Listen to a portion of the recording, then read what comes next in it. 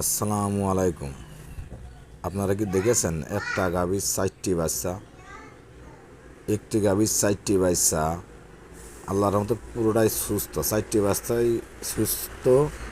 মানিকগঞ্জ জেলার এই বাচ্চা বা গরুর বাছুরটা হয়েছে মানিকগঞ্জ জেলার একটা কৃষকের বাসায় 4টি বাছুর আছে, একটা গরুর বাছুর।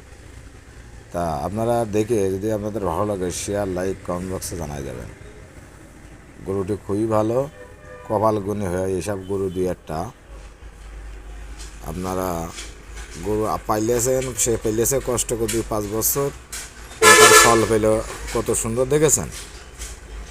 এটাই মানুষের আশা ভরসা থাকে।